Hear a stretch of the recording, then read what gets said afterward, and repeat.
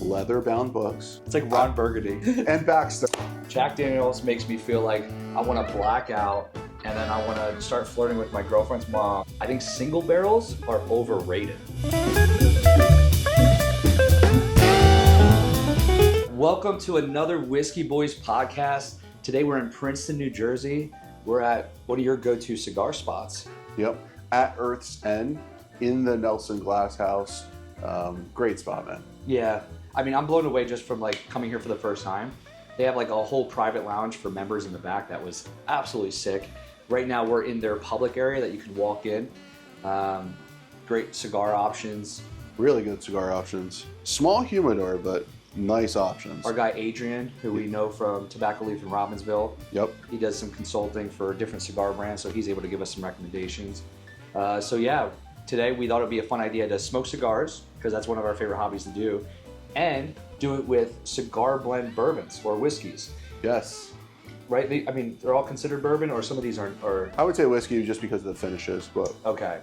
Yeah, so we're going to do a little bit of a focus on that for the episode. It's going to be about the cigar blends a little bit. We'll talk about our cigars that we have, how we think whiskey pairs with cigars, and then a little info if you're not familiar with cigar blends. And just to say, you can not smoke cigars and enjoy cigar blends. Correct. Big misconception. Big misconception. So what I liked was the Chris Seals, the owner of Still Austin. He's the first person to say this to me, and I was like, oh, that's a great way of putting it. But he goes, it's strong enough and complex enough to hold up to a cigar. Correct. And I was like, oh, yeah, so that's great. That means it's still going to be delicious on its own, but they made it in a way that it's still going to be able to do that. So that's cool to me. You don't have to like cigars to like some of these whiskeys, but we'll give you our opinions as we're smoking them. Yeah, so this is Casa Magna by Quesada Cigars. Legends. They've been around for a while. They've gone through a little bit of, ownership, processes, and people have taken over, and blenders and all that kind of stuff. But lately, it's the daughters of the founders have taken over ownership and blending. And this is actually their first iteration or first stick that they came out with. Oh, so really? I'm really the first interested. One. Yeah. The first one has the daughters, being head blender and owners of the company. So very interested to try this. Adrian was saying that, he's really liked it, and it's gotten quite a bit of, I guess you could say, press. So yeah, super excited about this one. Yeah, this is like, from everything I heard, this is my type of cigar. And I mean, I just lit it, but it already tastes good. So the first thing I poured for us today to jump into the podcast is we got Wheel Horse. This is our first time trying Wheel Horse. This is their cigar blend finished in port, cognac, sherry, and Armagnac casks, which that brings up the first subject. A lot of, I would say, cigar blends, or in general, spirits that are meant to be with a cigar are usually finished. Now, we'll dive into it later, like Still Austin and Iron Root. They're one of the first people to do it without finishing. Is Joseph Magnus finished? Yeah. Okay, so those are some of the first ones without finishing. And the idea is they want to give like those extra flavors that can hold up to a cigar. But Nancy Fraley, who you're going to learn about, actually was able to do it in a way that it's just not as necessary. It's funny, we were just reading about it. So the inventor of the cigar blend was Nancy Fraley, if that's correct. I mean, everything I'm reading online says it was her. And she did her first release with Joseph Magnus, which was my favorite whiskey of 2023. Just fantastic on its own with a cigar. And that's what I find, they're just so complex that I like them. I like to drink them even without a cigar. Yeah. Because there's so much complexity. You're going to get spice and sweetness and just a lot of, it's a journey. It is. And what I find interesting, Wheel Horse they're kind of like new. I don't know if they were older brand, and then they came back out with, they made a big splash a few years ago. I think they were like high up there, or definitely in top 10 of the Whiskey Advocate magazine for their 101, Wheel Horse 101. Okay. And so that was their bourbon. They used their bourbon, their 101 bourbon, so it's the same proof. They just finished in the cognac, four difference? Sherry, and Armagnac. So kind of interesting there. And I'm going to say, great nose. First sip, I'm getting a lot of grape, and that's probably from like maybe the Armagnac cask. I really dig that on the first sip. Apparently, this is a limited edition, but it is distilled at Green River. I didn't know that, but it's contract distilled at Green River. And their mash bill is 70% corn, 21% rye, and 9% malted barley. Minimum of 4 years in new charred oak. And then they marry it all together in port, cognac, sherry, and Armagnac casks. What I would love to find out is how long do they leave the liquid in each of those casks? Yeah, so like 3 months. That's months. A lot of 4 different casks that they have to move this liquid in. It's a lot. Well, whatever they did, I'm actually really impressed on their first pour of the day. What's even more impressive, it's like $45 or something. It's very inexpensive. Wow. Their 101 for a cigar blend. Yeah. Their 101 is like $26 or something. Yeah, so they're very reasonably priced. That's the only issue right now. Cigar blends are, pretty hot. There's a lot going on in them, and so therefore the cost is up there. Yeah, so we got... You'll find them over $100, I think. Yeah, still Austin. It was $150 before taxes. What's Joseph Magnus now up to for MSRP? $160, $170, yeah. Actually, I think like $175, yeah. I'm a diehard still Austin fan, but if I had to pick, I will say the Joseph Magnus is better. We're going to dive into it. This will be Jeremiah's second time trying it, so I'm interested to see how you feel about it today. I almost wonder if we should crack it so it airs, but no, you don't want the whole bottle. I'm just also curious. Proof point. So this is 101. I don't know what... Oh, okay, yeah. So we're a little higher on this still. Okay. Which is good, yeah. But yeah, what I like about it, in general, is that you get so much complexity, and, I think that's like one of the things that I've been thinking about too. What's going on in the whiskey game, at least in an American whiskey, at one point, the laws and all of these things were very important. New char oak, all these kind of things to have that legal definition, because it was a wild west out there. But then you have something like this that, you can't, it started as bourbon, and then with all the finishes, it's not bourbon. Yeah. So it just becomes American whiskey. And I think, I actually think that we need some more innovation in whiskey, and especially specifically in American bourbon, where does it have to be new charred oak? Yeah. Can we do a different, barrel, a new barrel? Does it really have to be this much corn? So I think I would like to see a little bit of flexibility in some of the definition of that. We see that in American single malt. It's great to have a definition, and it's cool that they have that. And I think that kind of innovation in America is going to be very important. I agree. I mean, that's one of the beautiful things about getting into mezcal recently, is that there's like no laws when it comes to that. So they're just making these crazy things. And we've had mezcal that tastes like blue cheese. We've had mezcal that's just like sweet and citrusy. There's just so many different variations of it. And while it's nice that there's things like bottled and bond out there that have to follow these certain guidelines, and you're going to get consistency and you're going to get similar products, or I should say a certain quality that you can trust, it's nice when we have a little bit more experimenting, and you're able to go outside of the box, and the laws aren't preventing you from doing that. Yeah, to have handcuffs really holds back innovation. So if we have a little bit more flexibility, I think that's where we can see some really different and unique things. I agree. That's what's so exciting about like when we went to Iron Root that we're going to try. That's one of the cigar blends that we brought. Iron Root is doing a lot of toying around. We didn't know that. We were like, oh, this is just another Texas distillery. Let's try their 4 in their lineup. Completely wrong. We were walking through their warehouse. It was like every other barrel was something different and unique. Yep. And I guess, if they just want to innovate. They're so curious, and so you can continue to tinker with different things. But yeah, so what do you think about this one so far? I'm so impressed, man. Especially for the price. Maybe it's just my flavor notes, but for the price, you're getting a sweet grape that's bouncing off of this. We're big fans of Armagnac, and a great brand to try if you want to try Armagnac, and they even do bourbons and they do some other releases, is Bacta. They currently have a location in Vermont. We were able to visit it last year in February, hoping to go back this year. But they're doing also some creative things as well. They used to have was it college campus? It was a college campus before that they bought and now made into their location. So cool.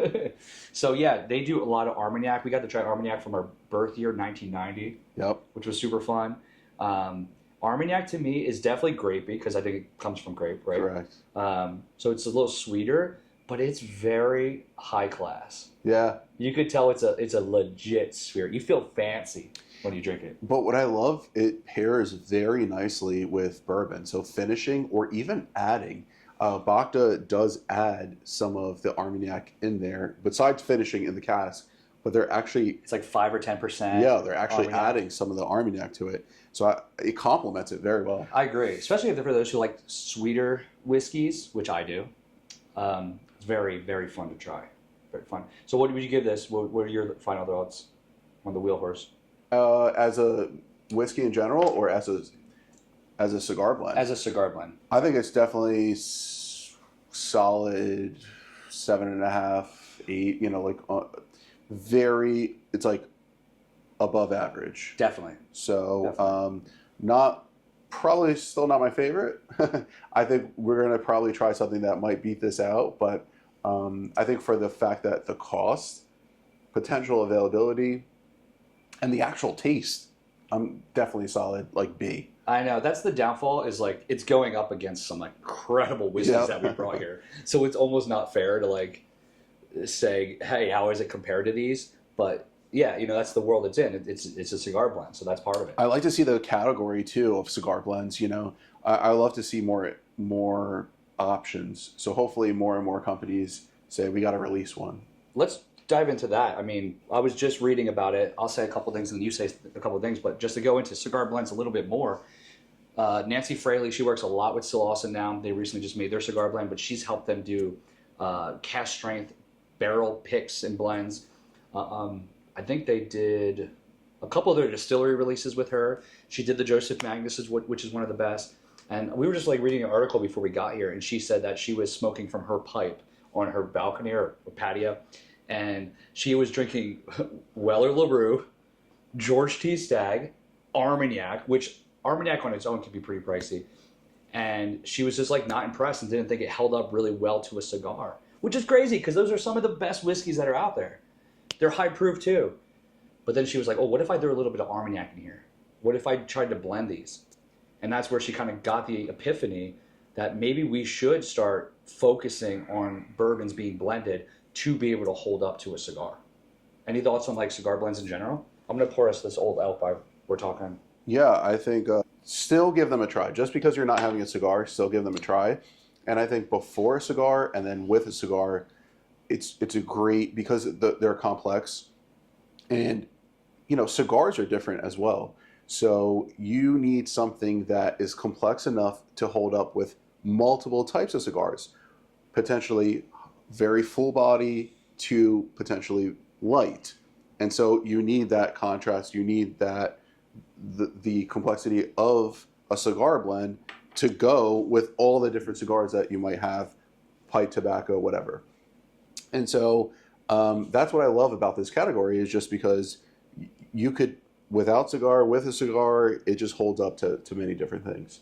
And I think it's just, Nancy's so cool. When I read that story too, I couldn't believe that. She was like, you know, I'm playing with GTS and the WLW is just like not doing it with this pipe. Maybe I'll put in some Armagnac and mess with it. It's just so cool. Her training, though, was from that old world technique of cognac and Armagnac. So she did study under a cognac producer. So she has vast knowledge of that. And I think that's what also helped her. That previous knowledge of Armagnac cognac was able to help her to get to here, too. So I think that also helped. But, yeah, I love her, and I love this category, too. I think at some point we got to take some classes on like palate training and stuff, or becoming a sommelier. Is that how you say it? I think that'd be really fun just for our knowledge to get better at it. I've always wanted to take the one at the Whiskey Tribe or the Whiskey Vault in Austin, Texas. With well, who runs it? Who's the one that? Only one of them runs it over there, right? Yeah, Daniel runs it now. Daniel's the one that runs it. The Wizard Academy. That would be really fun to do that. We were with Daniel in Iron Root Great guy. They're on YouTube as well. I'm sure you probably already know about them. But yeah, that would be fun because her palate is just so impressive. And I feel like we're now at the point, we've been drinking for 4 to 5 years. We're now at the point where, yeah, we can pull out a lot of tasting notes. We can tell if a whiskey's high quality or low quality. But we're not to the point where we can blend whiskeys because we know it's going to make it better, like an expert, you know? Well, we've done some blending experiments, and it's been so overwhelming because what you'll get is, here are some of the options. You take 10 milliliters of one, and then you blend that into a beaker, and then you could figure out your blend. And it's just a great experiment to show how overwhelming, how many options there are. And then the combination, how you have to really know the one to say that pairs well with the other one. And so, yes, it's impressive to see like what somebody can do with those different stock. It's just like a science, which is kind of crazy. Like, I think that's what gave us a bigger appreciation for whiskey. We go to a lot of these distilleries, and after doing the visit, we now like the whiskey, which I don't think that's totally fair because the rest of the world is just buying them and drinking them. True. But once you realize how much goes into making whiskey, the years it has to age for, the distilling process, and then the science when it comes behind blending, that's one of my hot takes, is that blended whiskeys do not get enough respect. Because not only are you taking all these different great whiskeys and putting them together in a certain percentage and way that it's making it better, you have to like also make originally the stuff great, and then you have to know which way to go with it, if that makes sense. So you get people like Nancy who are like coming in sometimes in a different part of the process. The distiller, like the head distiller at Still Austin, he did the making and, barreling and all the other stuff, and he'll do blending as well. He'll even work with her. But now there's a second step to make it great. Yep. And that's what I find fascinating. And some reason, right, like the whiskey community doesn't look at blended whiskeys as special sometimes. Yeah, sometimes they just say, oh, it's, you can hide certain one barrel in there, you can hide it. But really, you have to think about complementing each other. Because I still think if it's a bad barrel, you're going to get that taste through.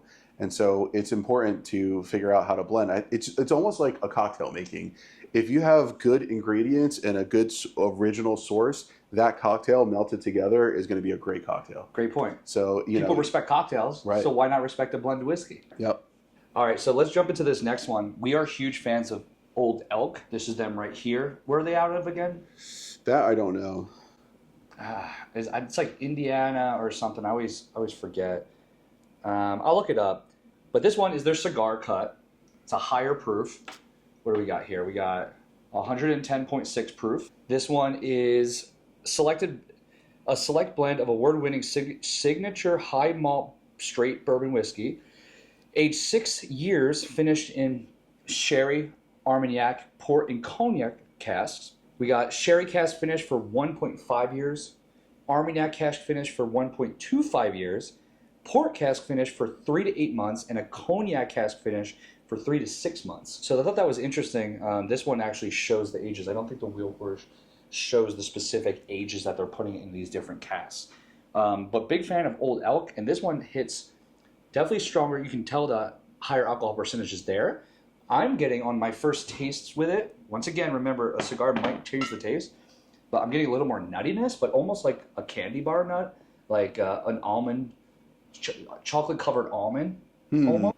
They don't say where they are. I was trying to find where the distillery is located. Are they sourced? I'd love to know that too. Which this one, I would say, because I'm getting that like chocolate-covered nuttiness, that's something that you would say would normally go with a cigar. So to me, I would say this pairs well with it. It's complementing it with different flavors than, especially this cigar. This is a darker cigar where I'm getting a lot of spice, and then I'm getting sweet nuttiness as the pairing with the whiskey. Super impressed. And we've tried this once before, but now that I'm diving back into it, I like it. So they're contract distilled. They have like a custom, mash bill and all that kind of stuff. But then when you ask where is the distillery, we're contract distilled in Indiana, which is most likely MGP anyway. But I don't, whatever. That's all good. Tasting room in Fort Collins. Okay. but they're in all 50 states. So yeah, I mean, this one. Are you not feeling it as much? Yeah. Whoa. And I actually, funny story. I remember shows how much the palate can change. I remember having it on your back patio, and it was one of the ones I liked the least. And now I'm like really enjoying it. So I don't know if it's just the pairing with the cigar or what, but I'm just getting like this chocolate almond. Yeah, maybe that's what the nuttiness is. Maybe with the cigar, it tastes a little bit more sour. Okay. Like a little bit of more wine. There's definitely some ethanol there. It's a higher proof. I don't know if it could be maybe proof down a little, maybe add a little water to it. That's possible too. That maybe it's just, more ethanol and definitely drier too. Drier? Yeah. Not as sweet as, I think the Will Horse was a little bit sweeter. How much do you think having a Coke here messes up my palate? Not at all. It enhances it. Oh, the sugary caramel. Well, when's the last time you had a sip? I just did it in between, so I got to try it without. Okay. Yeah. It could be changing things. No big deal. One thing that I wanted to bring up that I thought was an interesting take was I think single barrels are overrated because everybody just assumes that if the bottle says single barrel on a whiskey or a bourbon, that it's a good one to buy and that it deserves to be an extra $20, $40. But there's so many different aspects to a single barrel. A single barrel is just a single barrel that is picked out at the whiskey distillery, and they feel like for some reason that bottle is better. And I don't want to call out that barrel is better. I don't want to call out specific distilleries and shit talk them because a big thing with these whiskey distilleries is how they make their money is by selling single barrels. They get groups, they get stores to buy a barrel so they can make it sound special and then push it as it being this unique selective pick thing. The problem with that is, and sometimes there's bangers, there's single barrels out there that are incredible. Only our single barrels are Yeah, the one that we released was the best. But the problem with that is they end up becoming salesmen. So you get sales reps that are single barrel sellers, and guess what they want to do? Sell every single barrel that they have. They're never going to be like, sorry, we're not selling those. I mean, don't get me wrong, there is some that are shitty, and we've spoke with people who sell single barrels that have said, like, we wanted this to age longer, or we wanted to wait longer. But there's definitely incentive to sell more single barrels at the end of the year, and stores who don't have knowledge and they're just trying to move money, they might just get sent 4 samples, which is not enough to try a lot of single barrels, and be like, cool, that one tasted the best of these 4, and then they try to push it. Do you have any thoughts on that? Yeah, that's the biggest problem with the single barrel program is most of the time you get sent samples, it's just whatever's there, and usually they have a special stock for the single barrel program, and so they have just those allocated for that, and the rest is going to be the stuff that's going to go in their main line or their special releases of a distillery. I think our Still Austin pick was unique for that reason, is because we got to try direct from barrel and walk the warehouse and got, obviously we needed some help because we don't know, what locations where, but. And they do great single barrels. Like, I'm not correct. Yeah. They don't leave the crappier ones for the program, and so I think you have to be very selective in what you're choosing, and I guess why it's overrated is just because single barrel doesn't mean great. Yep. It can mean great and very unique, and you may not be able to find that. That's what's great about it. That's the only barrel in that location. It's never going to exist again. Those same conditions throughout the period of time. This summer was not going to be the same as the next summer and all those kind of things. However, it just doesn't always mean good. Yeah. So I think you just have to be selective and careful and know the person who's selling it's palate, and you have to trust that person. So trust us because we only put out good single barrels. Yeah. Like that's something special. The rye pick that we did with everybody, that was definitely special. Which there was more, like we added more to it. So this one sold out like crazy. But the problem is because we did it with 5 other content creators. But that's also why it was special. There's more of a story behind the single barrel. It's not just like a store that picked out a random single barrel and you trust it's good. We actually got together with 6, 7 creators. We all got to hang out, drink, have fun, and then pick something that is unique. So, even funnier is everybody has a different palate, and we all still focused in on the one pick. Like we all selected that sample because it was just that exceptional. Mm-hmm. And so, there is something to say about that. And I think that's where, if a store is smart, they're going to be sampling their single barrels, and then you could try it before you buy it. That would be really fun if like they sent samples to a store, and then they let like people do taste testings and vote, and the whole store got to pick. All the customers at the store got to pick the single barrel, because usually they do that in private. Yep. And so, if you're friendly with a store, sometimes you could be invited to those kind of things. That's cool. Yeah. But imagine if everybody voted, like 100 people voted, stopped in and just did little checks. That would be fun. Yep.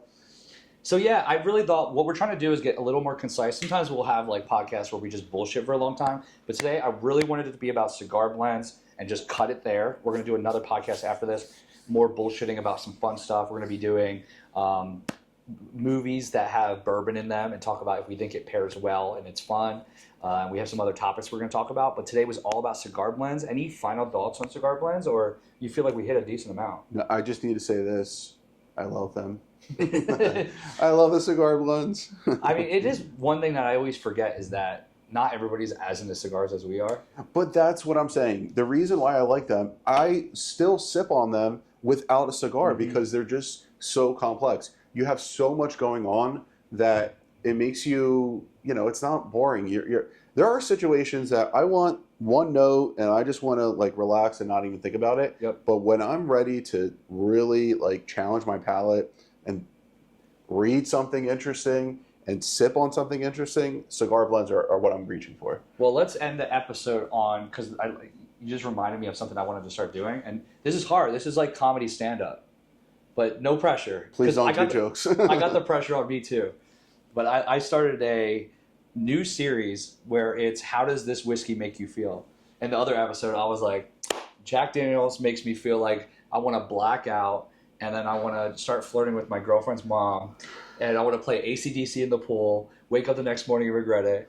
So you can give me one, but how does a cigar blend whiskey make you feel when you drink it?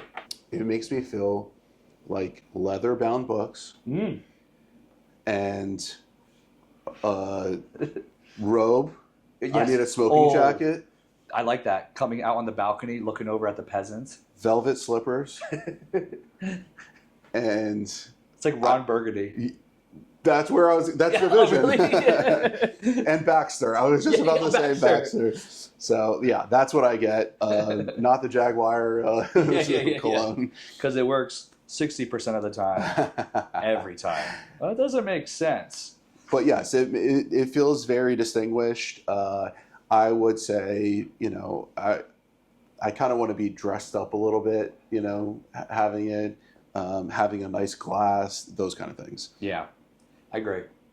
Cool. Well, please do us a favor. Hit that subscribe button. Hit that like button. If you're on Spotify, give us a review.